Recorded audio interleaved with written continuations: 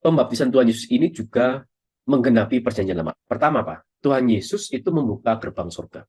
Karena sejak Adam berdosa, surga itu tertutup. Manusia diusir dari surga, dan pintu surga tertutup. Nah, baru gitu ya, melalui pembaptisan ini pintu surga terbuka lagi, langit terbuka. Nah, gitu, bahkan dikatakan langit terkoyak, bahkan. Jadi langit terbuka. Jadi Tuhan Yesus itu membuka kembali gerbang surga. Yang kedua, ini mengingatkan kembali peristiwa air bah. Seperti air bah yang menghapuskan dosa dunia, lebih tepatnya membunuh setiap orang-orang yang berdosa, begitu, menghapuskan dosa dari muka bumi. Kemudian muncullah burung merpati yang dilepaskan oleh Nuh sebagai lambang bahwa dunia telah kering, dunia telah aman. Nah, di peristiwa pembaptisan ini juga sama. Melalui air, manusia itu juga dibaptis untuk menghapuskan dosa manusia, begitu ya. Dan juga, apalagi dalam peristiwa Tuhan Yesus, Roh Kudus turun dalam wujud seperti burung merpati, yang menandakan bahwa kalian telah aman. Melalui Kristus inilah keamanan itu ada. Melalui Kristus inilah penghapusan dosa itu ada. Kemudian yang ketiga, kita ini mengingatkan kembali bagaimana tabut perjanjian itu juga pernah berada di tengah-tengah sungai Yordan.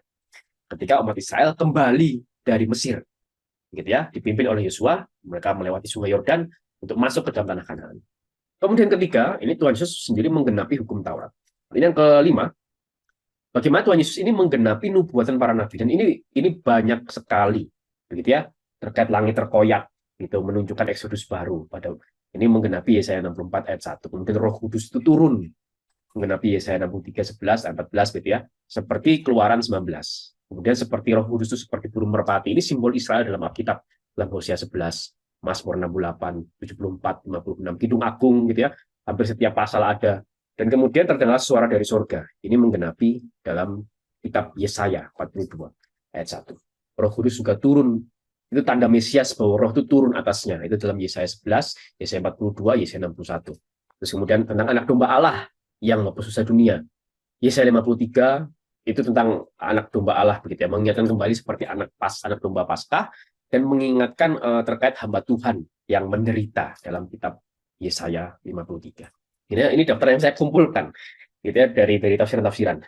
Kemudian dari kitab Kejadian, Keluaran, dan ini sudah dua kitab hukum Taurat, kitab Taurat. Kemudian Yosua, Mazmur, Kidung Agung. Terus kitab-kitab para nabi, Yesaya, Yeskiel, Hosea, Yoel, Zakaria, itu banyak sekali.